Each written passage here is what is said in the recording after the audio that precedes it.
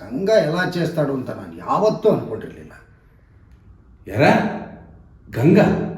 ಯಾವ ಗಂಗಾ? ಓ, ನಮ್ ಚಿರು ಅಪ್ಪ ಗಂಗಾಧರ್ನೇ. ಗೊತ್ತಾಯ್ತು ಹೇಳಿ. ನಿನ್ನೆ ರಾತ್ರಿ ಅಂಗಡಿಗೆ ಬಂದಿದ್ರು ಮಗಂಗೆ ಔಷಧಿ ತಗೊಳ್ಬೇಕು ಅಂತ.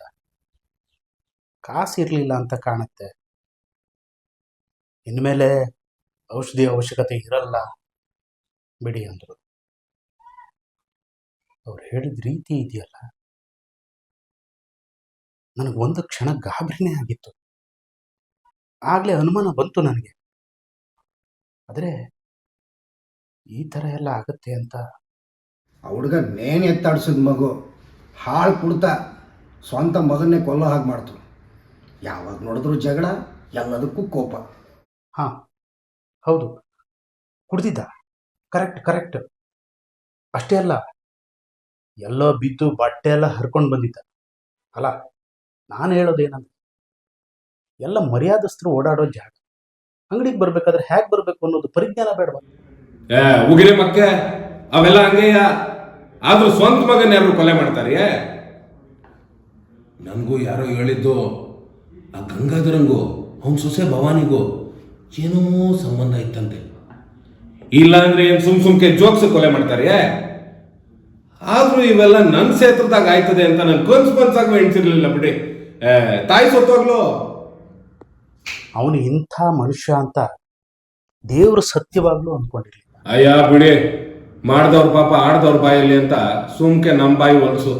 ಅವನ್ನ ನನ್ನ ಸ್ನೇಹಿತ ಅಂತ ಹೇಳ್ಕೊಳಕ್ಕೆ ಚಿರಾಕ್ಲ ಒಂದಿ.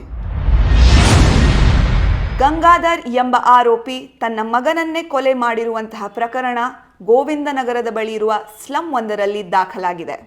ಅಂತವನ್ನೆಲ್ಲ ಸುಮ್ಕೆ ಬಿಡಬಾರ್ದು. ಗಲ್ಲಿಗೆ ಹಾಕಬೇಕು, ಗಲ್ಲಿಗೆ.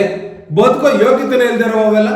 ಆರೋಪಿ ತಾನೇ ಕೊಲೆ ಮಾಡಿರುವುದಾಗಿ ಹೇಳಿಕೆ ನೀಡಿರುವುದಲ್ಲದೆ ಪ್ರತ್ಯಕ್ಷದರ್ಶಿ ಸೋಹೇಲ್ ಪಾಷಾ ಅವರ ಹೇಳಿಕೆಯನ್ನು ಪರಿಗಣಿಸಿ ಪೊಲೀಸರು ಆರೋಪಿ ಗಂಗಾಧರನನ್ನು ಬಂಧಿಸಿರುತ್ತಾರೆ. ಗಂಗಣ್ಣ, ನನ್ನ ಪ್ರಾಣ ಸ್ನೇಹಿತ ಜೀವ್ಯನ ಜೀವ ತೆಗೆಯೋದ್ನ ನನ್ನ ಕಣ್ಣಾರೆ ನೋಡಿನ್ರಿ. ಆ ಜಾಗದಲ್ಲಿ ಹಿಂಗೆಲ್ಲ ಆಯ್ತದೆ ಅಂದ್ರೆ ಏನ್ ಆಶ್ಚರ್ಯ ಇಲ್ಲ ತೆಗಿರಿ. ಯಾಕೆಂದ್ರೆ ಅಲ್ಲಿನ ಆರ್ಥಿಕ ಸ್ಥಿತಿಗತಿ, ಅವ್ರಿಗೆ ಸಿಗ್ತಾ ಇರೋ ಸೌಲಭ್ಯ, ಎಜುಕೇಶನ್, ಇದನ್ನೆಲ್ಲ ನೀವು ಪರಿಗಣಿಸ್ಬೇಕು. ಬರ್ಕೊಡ್ತೀನಿ. ಇದರಲ್ಲಿ ಆ ಸತ್ತೋದ ಹೆಂಡತಿ ಕೈವಾಡನೂ ಇದ್ದೇ ಇರುತ್ತೆ. ಮಾವ ಸೊಸೆ ಸೇರಿ ಮಾಡಿರೋ ಕೆಲಸ ಆಯ್ತು. ಇಂಥ ಎಷ್ಟು ಕೇಸ್ ನೋಡಿಲ್ಲ ನಾವು. ಸರ್ಕಾರ ಆ ಜನರ ಅಭಿವೃದ್ಧಿಯ ಬಗ್ಗೆ ಇನ್ನೂ ಹೆಚ್ಚು ಗಮನ ವಹಿಸಬೇಕಾಗಿತ್ತು. ಇದು ಕೇವಲ ಆ ವ್ಯಕ್ತಿಯ ಸೋಲು ಅಥವಾ ತಪ್ಪು ಅಲ್ಲ, ಇದು ಸರ್ಕಾರದ ಸೋಲು ಎನ್ನುವುದು ನನ್ನ ಅಭಿಪ್ರಾಯ. నేను ಒಂದು చెప్తాను, వాడు నీ ಒಳಗೆ ಹಾಕಿ 4 ಬಿಡಿ ಎಲ್ಲ ಬಾಯ್ಬಿಡ್ತಾನೆ.